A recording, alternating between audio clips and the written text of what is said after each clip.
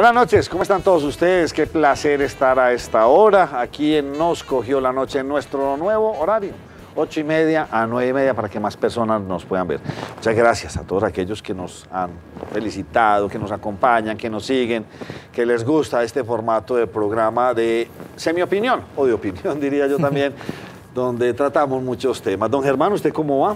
Nacho, muy bien, muchas gracias. Un saludo a nuestros televidentes, a nuestros invitados. Gracias por aceptar nuestra invitación. Muy bien, gracias.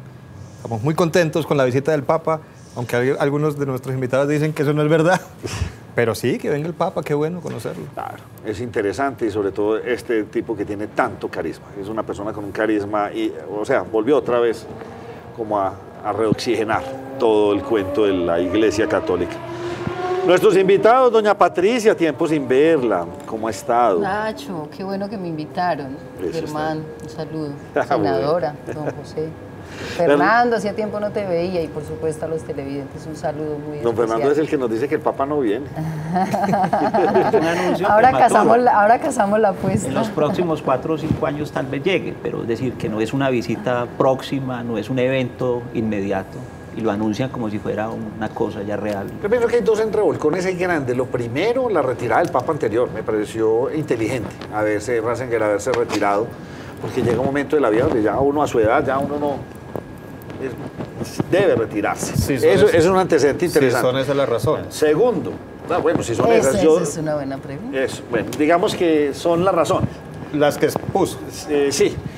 La segunda, la oxigenada que este Papa le mete a la Iglesia, o sea, son dos cosas. Entonces, este Papa hará que con ese oxígeno se va a quedar ahí hasta que se muera, o también hará lo que hizo Ratzinger y decir, bueno, llegó el momento en que yo me tenga que retirar. Veremos, el tiempo nos dirá todo eso.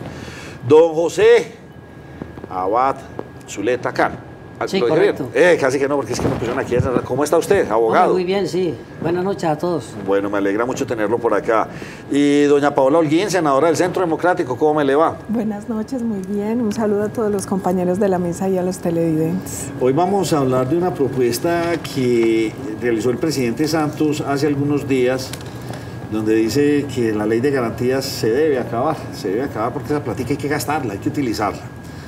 La ley de garantías, pues en su inicio, y ya lo vamos a ver en un video que les tenemos preparado, pues pretende que no se vaya a financiar lo que no tiene que financiar, que esas platas se pierdan por allá en otros lados. A nosotros los medios de comunicación nos afecta considerablemente, a todos, a la radio, a la televisión, a la prensa, medios escritos, etcétera, etcétera, pues obviamente, porque ya no, qué pena, ya no podemos decir más, no podemos dictar más pauta porque hay ley de garantías con 6 meses de anticipación, entonces muchos canales y muchos medios pues viven de todas las campañas que hacen diferentes entidades del gobierno, por ejemplo, entidades de secretarías de salud y esto, que son prevenciones normales, lo que se hacía por ejemplo en diciembre con la pólvora, etcétera. Esos presupuestos pues, muchas veces se perdían y aporreaban considerablemente muchos medios. Veamos entonces qué es la ley de garantías. La Ley 996 de 2005, más conocida como la Ley de Garantías, establece los criterios que se deben tener presentes como marco legal, dentro del cual se debe desarrollar el debate electoral, garantizando la igualdad de condiciones para los candidatos que reúnan los requisitos de ley. Igualmente, reglamenta la participación política de los servidores públicos y las garantías a la oposición. La ley establece en su artículo 32 la vinculación de la nómina estatal, la cual se suspenderá cualquier forma de vinculación que afecte la nómina en la rama ejecutiva del poder público, durante los 4 meses anteriores a las elecciones y hasta la realización de una segunda vuelta si fuera el caso. Es decir, una vez entre en vigencia para las elecciones regionales, ni alcaldes ni gobernadores podrán hacer uso de dineros públicos ni realizar licitaciones para ejecutar proyectos ni obras previstas en los planes de desarrollo. Pues espero que les haya quedado claro. Ahora vamos a ver qué fue lo que propuso nuestro presidente, el doctor Santos. Esa plata, inviertan esa plata, porque eso me va a ayudar a compensar la falta de demanda que produce el recorte de inversión por la baja del precio del petróleo, donde se dediquen exclusivamente a desentrabar proyectos de todo tipo para que podamos gastarnos esa plata.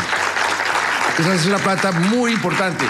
Si logramos gastarnos la mitad, nos va divinamente. Yo no sé por qué el ministro del Interior les dijo que no se podía. Yo creo que sí se puede. Se puede. Entonces, la ley de garantías, para desaparecer esa ley de garantías, que eso no tiene ninguna justificación. Bueno, ahí lo tiene. Lo que sí es cierto es que tenemos un problema no solamente colombiano, sino que es un problema mundial. La baja del petróleo que está aporreando muchas economías. Y va a seguir bajando, Nacho, con el acuerdo Estados Unidos-Irán. Seguramente, sí.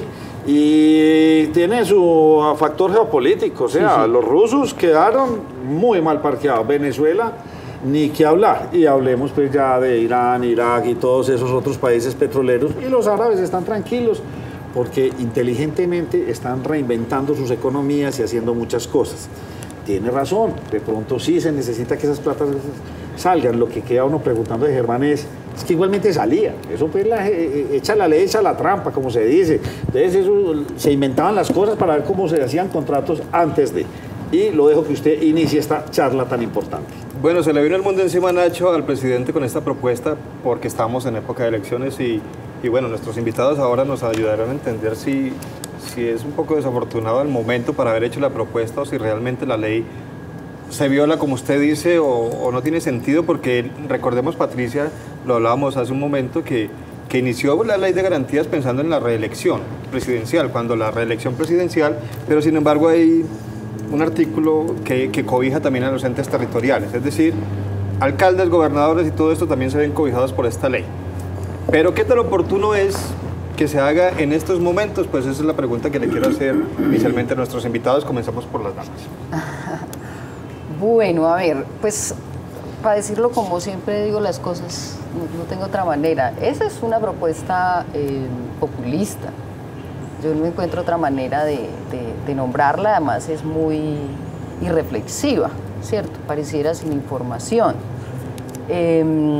La ley de garantías se hace efectivamente para equilibrar o tratar de equilibrar los efectos de la reelección presidencial en su momento. Y hay temas muy importantes adentro de esa ley de garantías. La financiación de las campañas, espacios en televisión, cómo se entregan los recursos, el tema de la seguridad de los candidatos. O sea, hay una cantidad de temas que pues no se pueden despachar, diría yo, así como así, empezando porque es una ley estatutaria, ¿cierto? Y aquí los abogados nos hablarán del tema pues de cómo funciona una ley estatutaria en el Congreso. Pues quién sabe si con toda esa urgencia que le pone le salga. Además porque está ligada seguramente en lo que él dice a la reforma política, ¿cierto? Que cursa en el Congreso y que tiene temas muy de fondo. Claro, si la reelección presidencial no va más, una ley que se hizo específicamente para la reelección presidencial, pues habría que pensar cómo está. Pues yo no sé si, no iría hasta allá. A mí me parece que eso de las garantías electorales tiene todo el sentido en un país que ya conocemos, es corrupto, que por ejemplo en el tema electoral se ha podido evidenciar hasta dónde hemos llegado y cuáles son los alcances, digamos, de la corrupción en este país, ¿cierto? Solo mencionemos pues el tema de la parapolítica, pues para decir cualquier cosa. Entonces no hay que despacharla así, diría yo. Creo que deberían ocuparse o de arreglarla o de hacer otra, pero el tema garantías electorales no es un tema que, digo yo, se pueda ir despachando así tan a la ligera. Y pues que necesitan una plata y que hay que gastársela, tienen 4 años. Porque si desde el día 1 en que empiezan los gobiernos locales o los gobiernos nacionales, trátese del que se trate, saben la fecha en que van a haber de nuevo elecciones, no se planean. Bueno. Aquí hay un problema de planeación en el Estado, no estamos haciendo la planeación y nos estamos gastando la plata en el tiempo que toca, si tengo que respetar unos tiempos. Perdóname, Patricia, perdóname, Nacho. Sí. No, yo creo que la visión suya es una visión clásica, muy bonita por demás. En el ejercicio del poder, todo absolutamente es calculado. Todo. ¿Usted trabaja en la MOE? No, señor, ya no. Bueno. Estuve 6 años ahí. Sí. Bien. Pero todo es calculado. Esto no es nada extraño. Ahora yo sentía como que los aplausos eran pregrabados o algo, porque todo es un espectáculo. El problema es que nosotros en ese espectáculo, en ese circo, jugamos un papel muy importante. ¿Por qué le hacemos el juego al ejercicio del poder? Eco. Claro, obvio. Mire, estamos haciendo un programa sobre eso. Lo que hizo el presidente, que entre otras cosas habla terrible, no es más que la sublimación colectiva en la vida política de que la trampa es normal, y lo digo con respeto, senadora, no sabía que era senadora, ya lo sé. Pero en el ejercicio del poder es eso. Todo está perfectamente calculado. A mí no me sorprende. Lo que me sorprende es que tengamos que hablar de una ley de garantías cuando necesitamos una sociedad que piense en el bien común. Eso es lo que me duele a mí. Por eso no creo en el país. Perdóneme de nuevo, senadora. Y no puedo creer, porque es que es absurdo que nos vengan a decir que ahora ya la ley de garantías no la necesitamos cuando se armó todo un zafarrancho para montarla. Ni montarla ni desmontarla. Hay que ir a la política con otra visión. Una visión más elemental, más sencilla.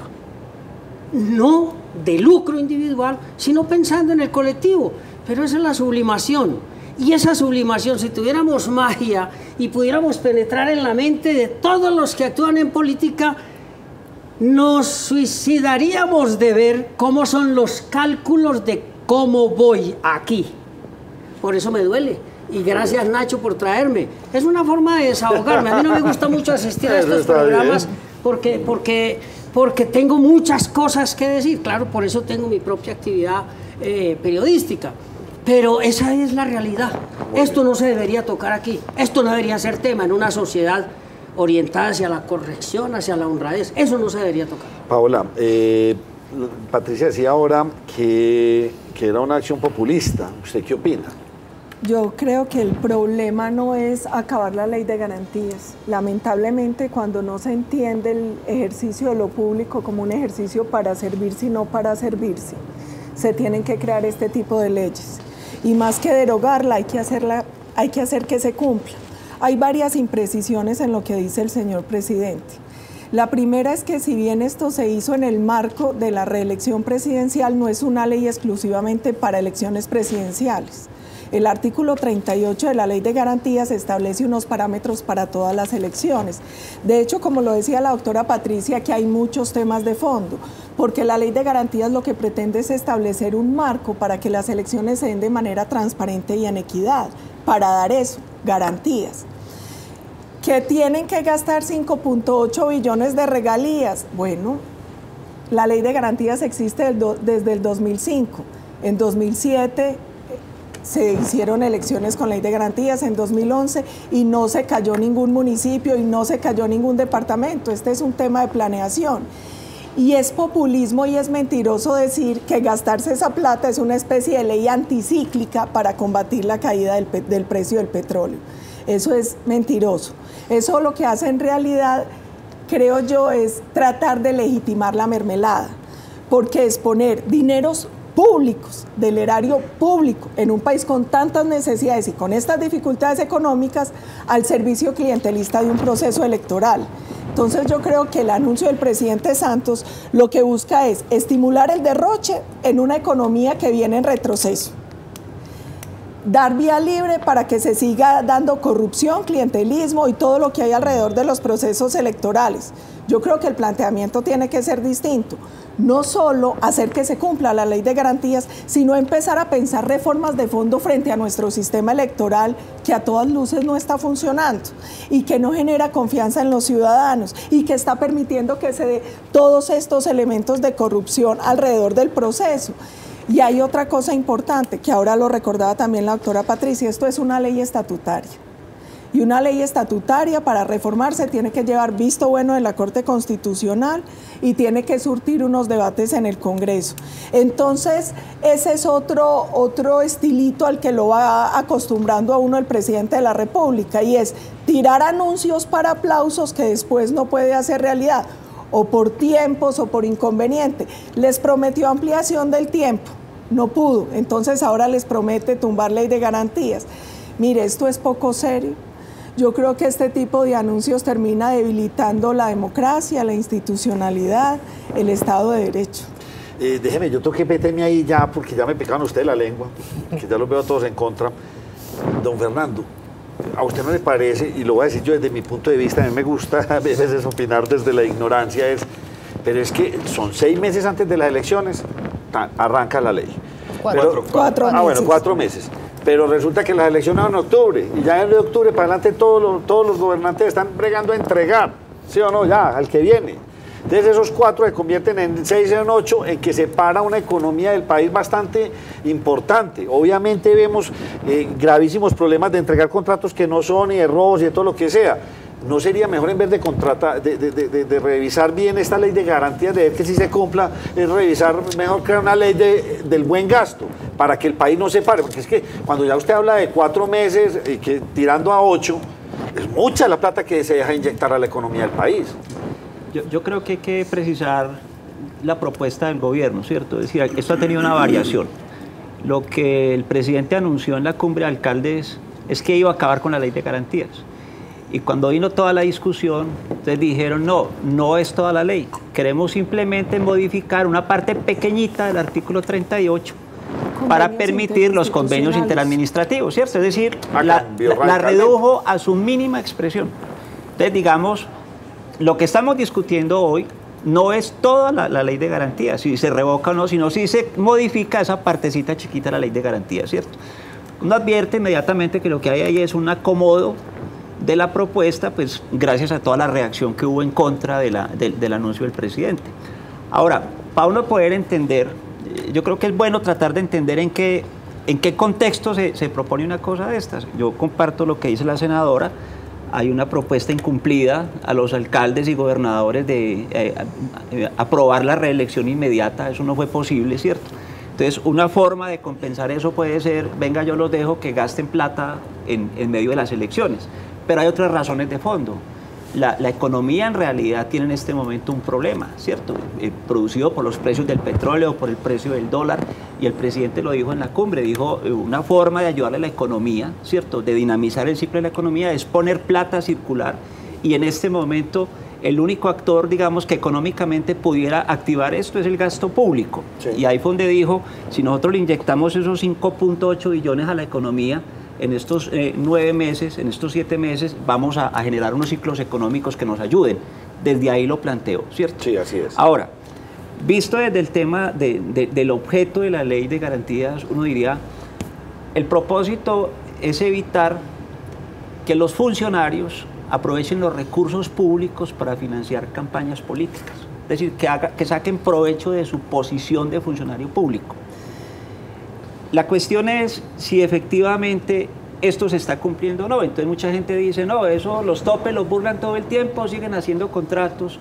Lo que uno pudiera decir es, el hecho de que la ley funcione mal no quiere decir que hay que acabarla. Es decir, eso no significa. Como tampoco significa que en este momento estemos en capacidad de hacerle un control inmediato, oportuno, al manejo de los recursos públicos en las campañas electorales. O sea, el problema no es que la Contraloría o la Procuraduría o las IAS entreguen resultados de investigación. El problema no es solamente que no los entreguen, sino que los entregan extemporáneamente. Es decir, de lo que se trata ahorita es de evitar que los recursos públicos vayan a financiar campañas y todas estas cosas que sabemos que se presentan ahí. Entonces yo digo, mientras tengamos una situación de debilidad del control público como la que tenemos, la ley por lo menos sirve de barrera. Es decir, es claro para todos qué cosas son ilegales.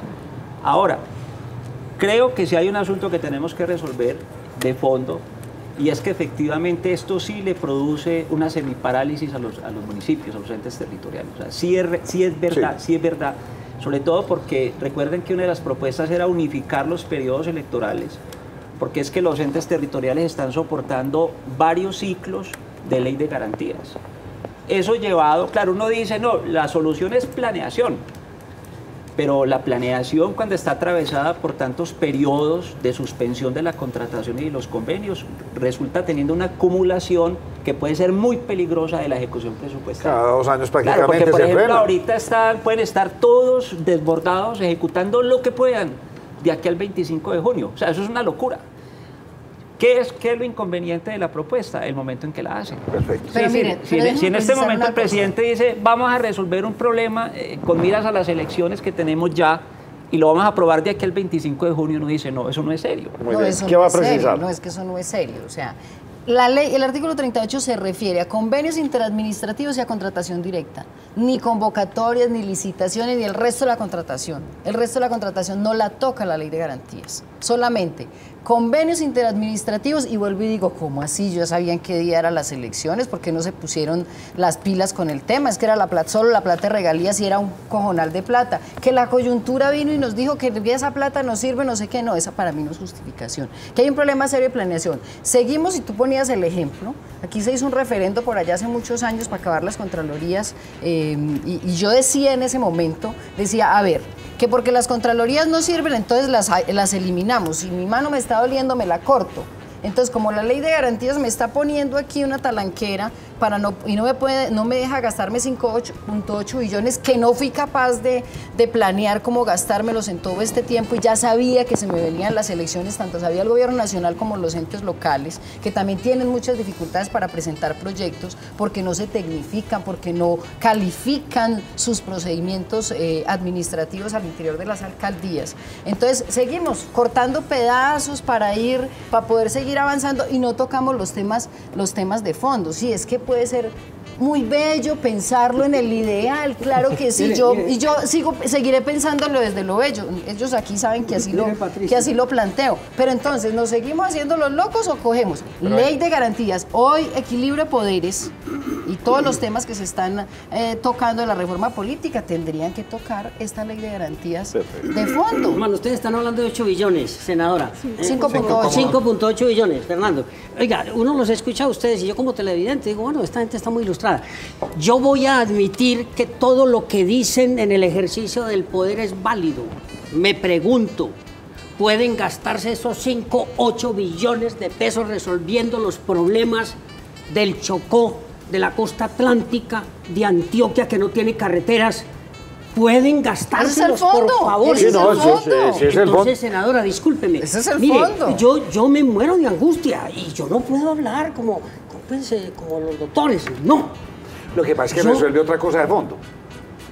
No, es el que ese es otro crecimiento del problema. país, no, ese es que resuelve otra cosa, resuelve son las cifras globales del país. Por eso, pero yo voy a crecer admitir, este año al 4 o al 4. yo voy a admitir todo eso. Para mí es barbaridad, pero lo voy a admitir. Pero lo otro no lo resuelve. Hombre, resuélvame 5.8 billones y déjeme mirar al Chocó con dignidad, no con tristeza y con pena. No mirar las carreteras de Antioquia con pena. Por favor, gástesela, contrate lo que quiera, hombre, pero por favor, que se vea. Claro, ¿por qué estamos hablando aquí? Porque la preocupación es cómo administramos, es hacia dónde se van esos recursos. Señores, venga, permítame, tengo que hacer una pausa obligatoria, ya le voy a dar, porque ya vi que estamos todos en contra de la ley. Que siga la ley. La ley que... Hay que dejarla. Vamos a hacer una pausa, pero escuchemos otra separata que les tenemos del presidente Santos. Es lógico ni sensato decir que ahora entonces va a haber una especie de corrupción o que va a haber algo sin control. No, todos los controles y todas las garantías en la misma forma como han venido ejecutando sus recursos. Lo que pasa es que les queda 9 meses en el gobierno y sería realmente contraproducente que esos 9 meses 5 no pudieran hacer nada, porque entonces vienen los próximos nuevos alcaldes y mientras esos nuevos alcaldes pasan sus planes de desarrollo, vamos a durar 2 años sin ejecutar recursos. Y eso para la economía es malo, para el empleo es malo, para el desarrollo del país es malo. Pues bien, continuamos. Aquí la cosa está efervescente, pero don Germán tiene una pregunta bastante interesante. Yo tengo 2 preguntas. Rápidamente, el abogado. Así sí me gusta, Germán. Zuleta, sí. Bueno, yo leía por ahí, investigando el tema, hacían unos abogados una diferenciación entre convenios interadministrativos y los contratos interadministrativos. Hablaban de que unos era solamente entre las entidades del Estado y otros podían participar inclusive particulares. La precisión que yo quería hacer era cuál de los dos es que no se puede en la ley de garantías. Lo que pasa es que los convenios se realizan a través de contratos, porque no existe la figura en la administración pública, en el convenio simplemente. Que era más de colaboración, claro, entendía yo, colaboración. Claro, para no frenar la administración, ¿cierto? Los demás contratos son los que ya tienen, lo que decía Patricia, ahora se pueden realizar. ¿Por qué? Ahí hay una equivocación de la ley, entre otras cosas. Es que el problema es que usted utilice su posición para engrasar la maquinaria. Porque es que en este país nada funciona sin la maquinaria. Y por eso todo el mundo quiere sostenerse allá muchísimas veces. Entonces a mí me parece que el problema es de actitud. Tú decías ahora una cosa muy importante. No hay controles. Primero era el control previo, ¿no? Pues ustedes de administrativo saben más, pues yo trabajo en el derecho penal, pues eso que ya ni eso sé. Pero primero el control previo. No dio resultado. ¿Por qué? Pues porque en el control previo había muchas salidas. Luego el control posterior, ¿no? ¿Cierto? Que es el que está vigente, senadora, ¿cierto? Pero también, es que el problema es de actitud. Es que el problema no es de ley. Hay un aforismo popular maravilloso que duele. Echa la ley, echa la trampa, porque está la actitud. Ustedes recuerdan que los abuelos decían: hijo, cuando te vean consigue el dinero honradamente, pero cuando no te vean, hijo, consigue el dinero, ¿cierto? Esa actitud que está en el alma del ciudadano colombiano es la que nadie se ocupa de atacar. Muy bien. Germán, su segunda pregunta. Usted decía, abogado Zuleta, hace un momento, y para todos los invitados, que esto no es cuestión de Santos, esto es cuestión de Santos y de ahí para allá haga la cuenta. Todo. Y yo quiero preguntar nace la ley de garantías por un hecho, digamos, coyuntural. Pero antes, ¿cómo era? Es decir, antes, ¿cómo hacían? Control previo y control posterior. Pero en la Contraloría, pero digamos, pero claro, en época de elecciones, o sea, ¿cómo se hacía? No, lo que pasa es que la ley de garantías surge, salvo mejor opinión, es precisamente para fortalecer la campaña reeleccionista y para darle garantías a la oposición. Pero los controles, como dice Fernando, son los normales. Son los normales. Lo que pasa es que creo que lo que se llama ahora Centro Democrático, en ese tiempo era el uribismo, no sé, recuerdo, ellos se llenaron de razones y para darle contentillo a la opinión hicieron la ley de garantías. Pero es que eso no se necesita, yo sigo insistiendo. Mire, Paola, déjeme hablar a doña Paola, que usted está que se habla. Es que esa era mi pregunta, ¿antes qué había? Antes, ¿qué hacía? Desde el gobierno de Samper lo que existía era que los presidentes emitían una circular presidencial para congelar la contratación igual. Una directiva. Era una directiva que era de 5, 4, 3 meses. Analizando eso, ¿qué se hacía? Se estableció una ley que puso en 4 meses, pero desde la época del expresidente Samper, lo que hacían los presidentes era que emitían la circular presidencial y ahí decían cuáles iban a ser las garantías, los controles y a partir de qué momento se congelaba la contratación. Entonces esto no es nada nuevo, esto no es ningún invento raro, esto fue tratar de hacer una ley que diera unas garantías mínimas de transparencia y de equidad en el ejercicio electoral. Se hizo en un momento de coyuntura de elección presidencial, pero como bien se establece en la misma ley es para todo tipo de elección, no solo para la de presidente, por eso está ese artículo 38. Y una cosa muy importante frente a todo este tema es, vuelvo y digo, es que el problema no es la ley. Yo creo que de hecho el problema es todo lo contrario, que la ley no se ha cumplido, que no se respeta. Mire, es que todos queremos que se invierta. Colombia es un país con muchas necesidades, nosotros necesitamos carreteras, hospitales, educación, pero lo que no queremos es que esos recursos que son públicos, que son los impuestos de ustedes y de los televidentes, se gasten para hacer campaña. Bueno, menos mal que usted no paga impuestos. Yo pago impuestos. Entonces los de nosotros. Nuestros impuestos. Es que así sí me gusta. Y yo pago ahí sí me sentí ya y mejor. mis declaraciones de renta están en internet también. Mejor, doctora. Todas las declaraciones están en internet también. Entonces, los pobres que pagábamos los impuestos. Ahora sí. Es un poco también esto. Aquí de lo que se trata es, hay un problema que va mucho más de fondo y está más allá de la ley de garantías, y es ¿Qué vamos a hacer en Colombia para fortalecer la institucionalidad, para profundizar la democracia, para que el ciudadano vuelva a confiar en el sistema? Es que mire, lo que pasa aquí en elecciones, usted que pertenecía a la MOE, usted que creo que actualmente trabaja en ella, es terrible. El tema de compra de votos, de transhumancia electoral, de presiones de actores armados. Aquí pasan muchas cosas y todas son muy graves. Entonces, la ley de garantías no deja de ser ese contentillo electorero del presidente, donde además les dice en algún momento, el ministro dice que no se puede, pero sí se puede, gasten. No, esta es una ley estatutaria. Esto tiene un procedimiento y yo creo que se tiene que abrir el debate de fondo sobre el tema.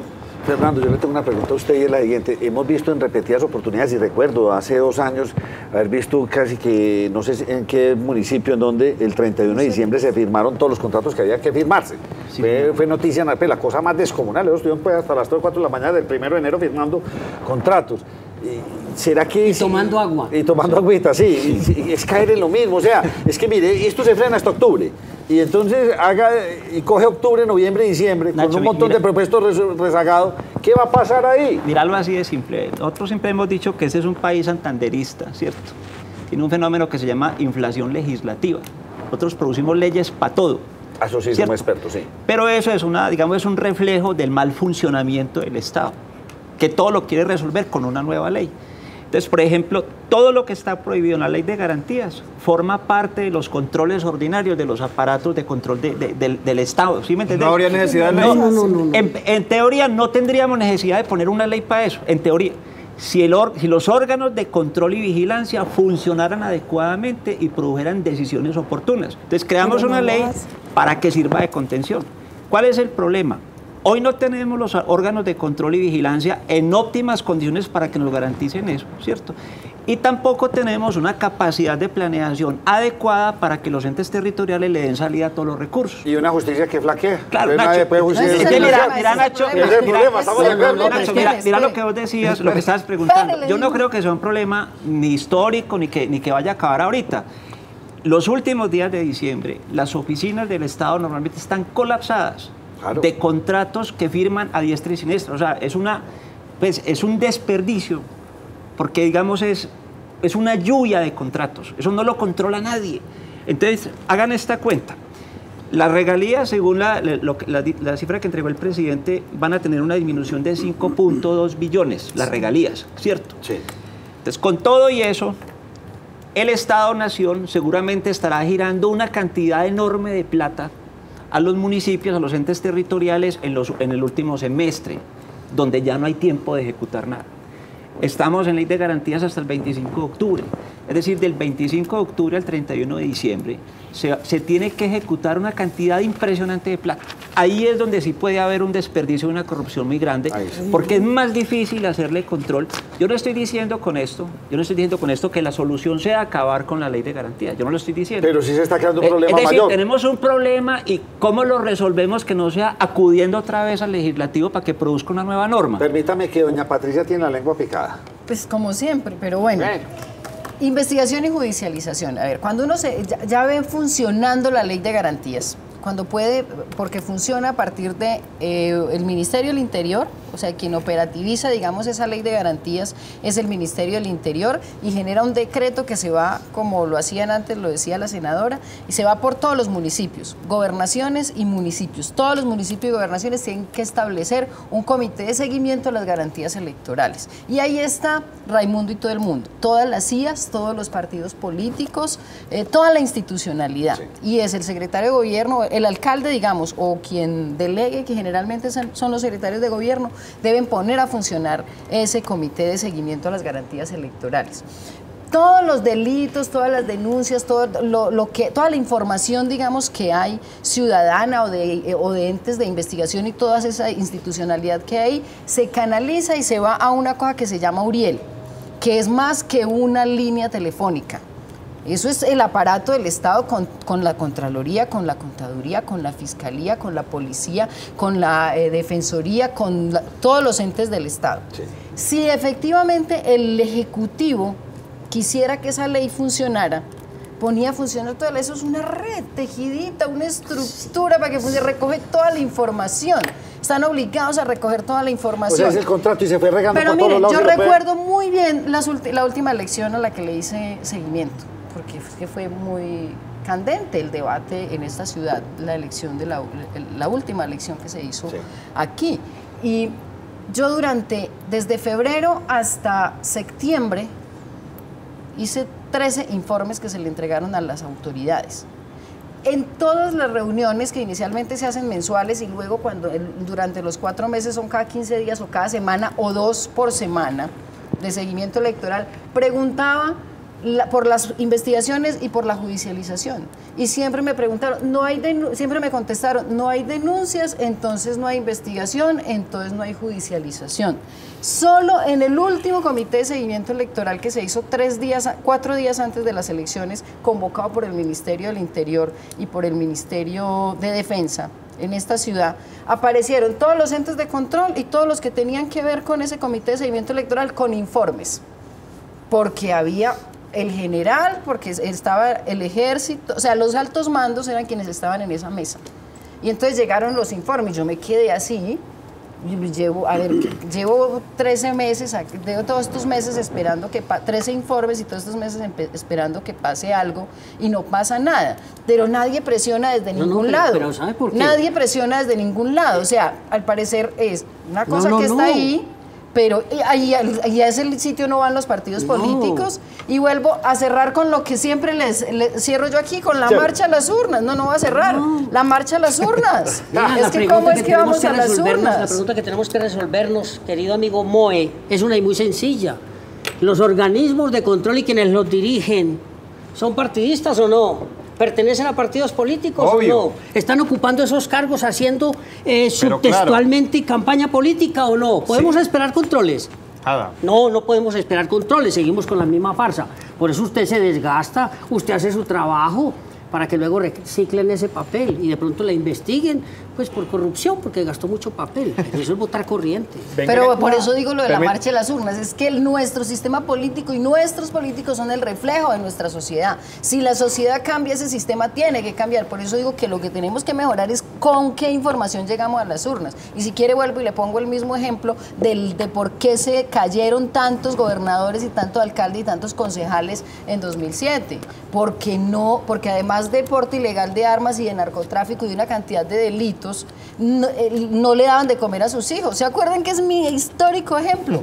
Y en un pueblito chiquito yo sé que ese señor no le da de comer a los hijos y yo voto por él. Bueno, esa es la marcha que hay que mejorar. Yo quiero que nos hemos enfocado ahorita en los convenios interadministrativos, la contratación y todas esas cosas, pero se nos olvida otra forma también de favorecer a ciertas campañas. Son muchas y está ahí, lo decía la doctora, en el artículo 38, lo de despedir gente, lo de contratar gente, lo de utilizar instalaciones públicas para esto, lo de inaugurar obras que está aquí expresamente prohibido, lo de inclusive participar en una reunión donde hay un candidato o un vocero de los candidatos como para iniciar la reunión. Esas son otras cosas que también influyen y que parece que no nos importa tanto, en esta noche parece que no nos importará tanto más que el dinero. También es importante. Lo que pasa es una cosa, y discúlpenme, miren, es que quien está en campaña, sobre todo en nuestro entorno social, está dispuesto a lo que sea. Entonces, tiene que aprovechar, así usted mueva la cabeza, tiene que aprovechar cualquier espaciecito para ganar un voto. Es preocupante cómo cualquier persona que medio habla con un político ya le está diciendo, yo tengo tantos votos, senadora, ¿usted con qué me va a ayudar? Y usted sabe que es así. Yo tengo tantos votos, candidato. Yo tengo tantos votos, candidato. Yo te puedo ayudar con esto, candidato. ¿Por qué? Porque es que se aprovecha de todo. Ahora, vuelvo a una cuestión que ustedes no le han querido parar bolas, pero siempre sucedía así. La actitud ciudadana, y usted lo dijo ahora. ¿Por quién votamos? ¿A quién elegimos? Sí, pero es que aquí todavía se elige por un tamal y una aguardiente. Usted me está hablando de una utopía, usted está hablando de cambiar toda una sociedad y eso es muy difícil. Pero si nos ponemos a trabajar en eso entonces. Pero es que eso es una utopía, estamos trabajando el deber ser, sí. Aquí estamos viendo es cómo nos saltamos la fila. Pero no puede haber un solo ciudadano que no haga alguna cosa sin interés. Bueno, ¿le hacemos barra a eso o cambiamos esto? No es hacerle barra, pero perdóneme, es que no estamos hablando de un cambio, pero descomunal. ¿Usted qué me quiere decir? De pensamiento. Es un asunto de ética. Y hay una cosa también, la sociedad tiene que cambiar. pero uno no puede desconocer que ya hay ciertos pequeños vientos de cambio. El ciudadano antes era un ciudadano menos formado y menos informado. Seguimos con problemas de educación, de información, de mil cosas, pero el ciudadano de hoy no es el mismo de hace 20 o 50 años. El ciudadano de antes votaba para que pensaran por él. El ciudadano de hoy vota por quien piensa como él. Claro que hay zonas donde todavía hay compra y venta de votos, donde todavía por un tamal, por 10.000 pesos. Y no son zonas alejadas. Y no son zonas alejadas, pero cada vez uno ve que más ciudadanos están yendo a las urnas a votar a conciencia. Y están recibiendo, pero están votando por otros.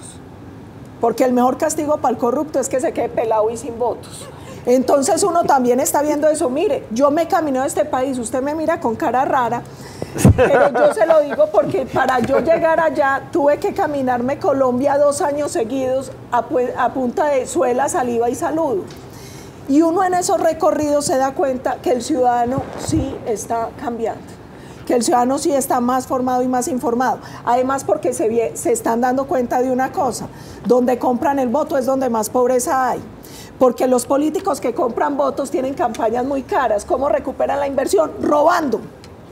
Ese es el que después le saca tajada a todos los contratos.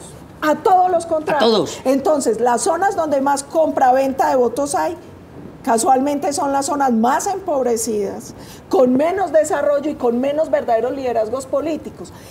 Esto no va a cambiar de un día para otro, pero uno tiene que hacer el esfuerzo para que cambie. Y esa es la pedagogía, gobernar es educar. La responsabilidad que nosotros tenemos como políticos es formar más y mejores ciudadanos. ¿Y ha cambiado, senadora, la forma de hacer política para que la gente cambie? Yo creo que en mucha gente se ha cambiado. Y le digo cosas como esta. Yo llegué por un proceso electoral distinto de lista cerrada. O sea, yo soy un ciudadano de clase media, sin plata, sin votos y sin estructura, que hoy está en el Senado de la República. Cuando yo salía, yo decía, a mí no me conoce nadie, y empiezo a visitar municipios, Uramita, cualquier municipio, Yopal, y me dicen, usted es @PaolaHolguín, yo la sigo en Twitter, vea, muy bueno su video en Facebook, créanme que hay vientos de cambio. Yo creía que el tema, por ejemplo, de las redes y lo que estaba logrando en nuevas formas de comunicación y de hacer política era muy de las ciudades capitales. Pero en los recorridos que he hecho por esa que llaman la Colombia profunda, que es simplemente la Colombia, la gente está viendo redes sociales, la gente está formándose sus propias opiniones, la gente está queriendo cambiar los políticos de siempre que hacen lo de siempre. Vuelvo y digo, no son todos, pero hay vientos de cambio y tenemos que hacer que cambien los políticos y que cambien los ciudadanos, porque siempre se señala a los políticos de corruptos, claro. Pero es que los políticos corruptos son resultados de una sociedad corrupta, de una sociedad enferma, porque los políticos no se compran entre ellos. Bueno, usted se me inspiró y me gusta todo lo que usted dice. ¿Verdad? Bastante. Germán y yo alguna vez hablamos de ese tema aquí antes de irme a la pausa de comerciales, y yo siempre he dicho que esto sale de la familia. Esto es responsabilidad suya y mía, de cómo yo le digo a mi hijo que el deber ser, cómo debe ser. Pero hay que hacerlo. Sí, pero arranca desde ahí, Y si no arrancamos desde el deber ser de nuestra familia, no, pero aquí definitivamente, y siempre pongo ese ejemplo que es muy doloroso, me lo decían alguna vez por allá en Nechí, me decían, aquí le dan casas a todas las madres, cabezas de familia, me decía esta señora, a todas esas vagabundas, así lo dijo textualmente. Y yo que estoy aquí con mi familia, aquí estoy aguantando hambre. Entonces hay veces no premiamos el deber ser, sino el no deber ser. Bueno, ya nos estamos metiendo en temas muy filosóficos, muy chéveres, me gusta, y esa es la función de este programa. Patricia, usted pidió la palabra. Yo sí creo con la senadora que hay mejor información y mejor formación, o sea, que los esfuerzos que se han hecho, tanto nacionales como locales, de poner la red, de darle acceso a internet, y hoy la gente, todo el mundo tiene un teléfono y cada vez más inteligente, pues cada vez con acceso a datos, y eso permite información. Sí, no, porque es que la manera de yo acercarme a la red, a la información que hay en la red, que se estima que el 60% de la información es mentirosa, ¿cierto? Pasa por la formación que tengo para acercarme, digamos, a esa red social, a esa información que hay ahí. Pero claro, por supuesto, ¿no? Aquí hay un cambio radical que se generó en 2006, radical. Nació la Misión de Observación Electoral y los organismos de seguimiento electoral en este país se dieron cuenta que existían y que tenían que hacer alguna cosa. A mí me da pena con el Consejo Nacional Electoral, pero el Consejo Nacional Electoral no existía hasta 2006. Hasta que la MOE empezó a hacer los informes, ninguno, mapas de riesgo no existía y a partir de ahí empezaron a hacer mapas de riesgo y ocuparse de los temas. Pero lo otro que pasó en 2006 es que aparecieron las redes sociales. O sea, sí estaba Internet y estaba Google y estaba YouTube, sí, pero no estaba la otra cosa de puedo subir como a pilasconelvoto.com, yo siempre le haré campañas, sí, como a pilasconelvoto.com, que ya se puede subir el video, la foto, el documento, la grabación, lo que usted quiera, diciéndole, aquí hay un problema es de nuestros organismos judiciales, que tienen allá los anaqueles llenos de denuncias y no hacen nada con esa información. O sea, sí hay unos vientos de cambio, pero a esos es a los que nos tenemos que dedicar, porque así mismo crearon en la última campaña una organización que por correo te ofrecía votos. Y asimismo, nadie le hizo bulla a un informe que sacó la Universidad de los Andes en la última elección, donde decía que el 38% de los ciudadanos en Colombia y de las ciudadanas en Colombia estaba dispuesto a vender el voto. De ellos el 36% por 10.000 pesos. Yo quiero, en relación con lo que está diciendo Patricia, puntualizar dos cositas. La primera es que yo creo que es muy fácil uno desde la ciudadanía echarle la culpa siempre a los partidos, a los políticos, al Estado, al sistema, al modelo, ¿cierto? Nosotros nos preguntamos todo el tiempo por el papel de la ciudadanía. Y yo creo que es importante, si fuéramos capaces de concentrarnos en una sola cosa, la defensa de lo público. ¿Qué es lo público? Lo público son las instituciones, lo público es ese presupuesto, lo público es la democracia. Por ejemplo, ¿cuál es la expresión social en un momento donde se está diciendo que se va a vender a Isagen? ¿Dónde está la gran movilización social de defensa del patrimonio público? Aquí no somos tan... Es decir, ¿dónde está la conciencia de eso? ¿Dónde está la conciencia de ese patrimonio que se subasta en cada periodo electoral vía corrupción? Es decir, ¿dónde está la acción ciudadana? Y ahí por último, señalar una cosita, porque sé que es mi último uso de palabra. Me parece que tal vez el gobierno nacional logre tramitar en estos 4 meses en el Congreso, en estos 3 meses en el Congreso, la reforma de esa ley de garantías, pero sabemos que es una contrarreloj, son 4 debates, más revisión de la Corte Constitucional. Pero si lo presenta, si lo llega a presentar, porque hasta hoy no lo había presentado, ¿cierto? No conozco el proyecto. Si lo llega a presentar con mensaje de urgencia, sí puede trastocar una agenda legislativa que tiene cosas muy importantes en el fondo. Perfecto. Entonces, digamos, esto más que una verdadera transformación legislativa puede ser un petardo que se le pone al trabajo legislativo y a la agenda política del país. Téngame paciencia que ustedes dos están que se hablan. Sí, listo. Siga, senadora. A ver, la senadora. No, estábamos discutiendo si da o no da. El presidente del Senado dice que no da. Lo que pasa es que con este gobierno cualquier cosa puede pasar. No, pero está el problema de la Corte. La Corte Constitucional. Control. Pero...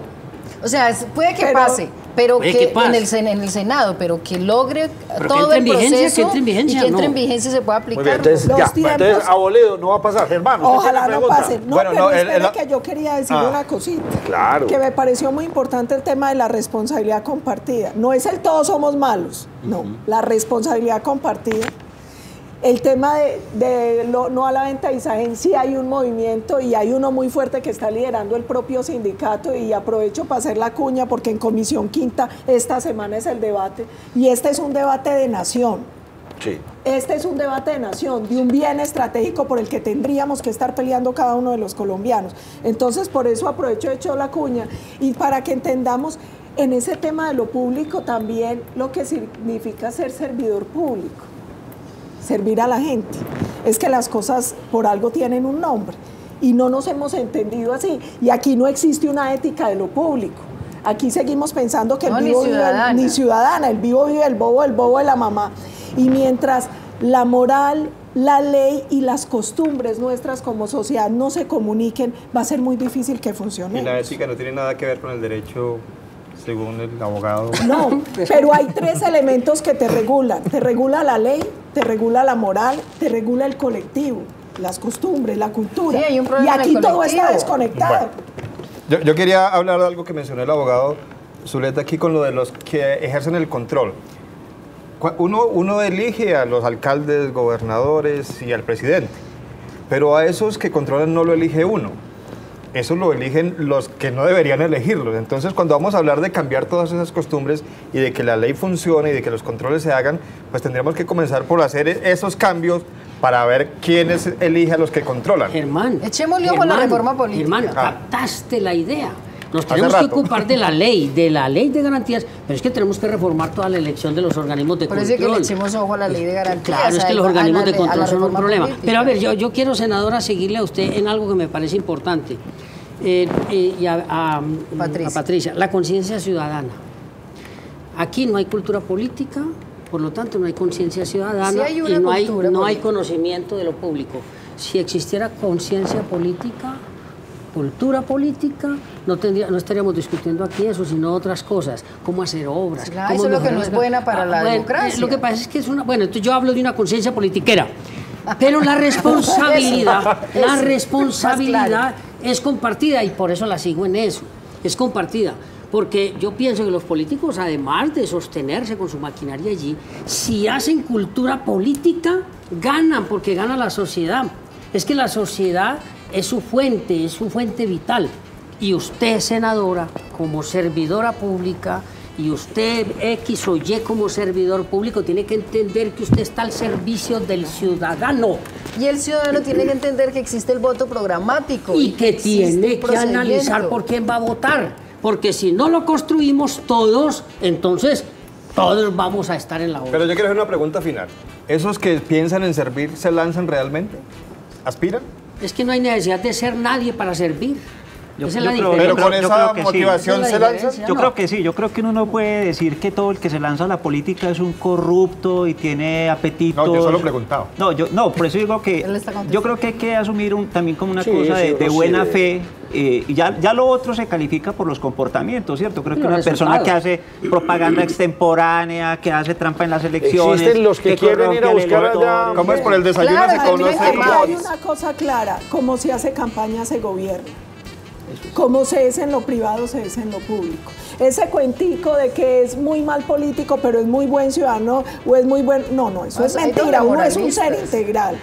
Es finalmente como usted es en lo público, es en lo privado, como usted hace campaña, le dice mucho al ciudadano de cómo va a gobernar Pero nos usted. ponemos tantas máscaras, senadora. No, pero aquí Pero hay una... tantas. Pero sabe que aquí Y debería hay haber una cosa- ley antimáscara. Aquí hay una cosa importante. Yo estoy seguro de eso. Y es Hablando de que leyes. cada vez... No, ya hay un cada senador vez- copiando para presentar el proyecto. cada Perdón, vez senadora. es más fácil que el ciudadano te descubra. Gracias a Dios. Las redes y mil cosas sirven cada vez más. Y la gente está entendiendo que obras son amores y no buenas razones. A uno lo definen los hechos. Porque finalmente los políticos pueden decir cualquier cosa.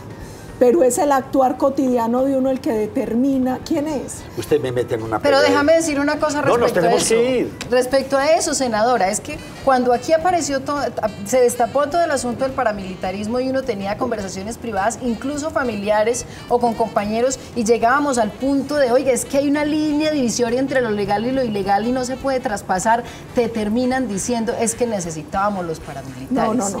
Uno nunca puede justificar la Entonces, por criminalidad, ni paramilitar, Por eso. ni narcopolíticos. Pero esa ni ha sido Óigame, la respuesta. vengan, señor, Esa ha sido la mis respuesta. apreciados Esta invitados, confrontación. pero sí necesitamos una ley antimáscaras. ¿Y sabe por qué lo digo jocosamente? Lo he dicho en varias oportunidades. Porque a mí ese cuentecito suyo me gusta, ¿no? Que hay que mirar el programa. Es que, y usted dice, es que el político puede hablar lo que quiera. Yo no estoy de acuerdo, porque es que ya, uno sentarse en la palestra pública. Yo les prometo, y prometo, y prometo, y prometo. Y cuando llego no cumplo nada.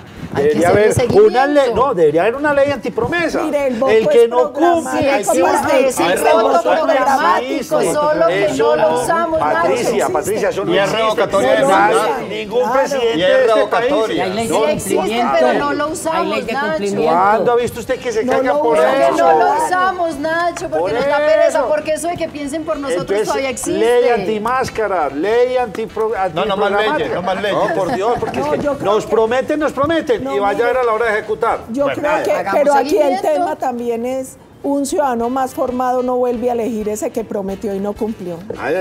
Muchas gracias a todos ustedes por habernos acompañado. Estuvo bastante interesante el tema, Germán.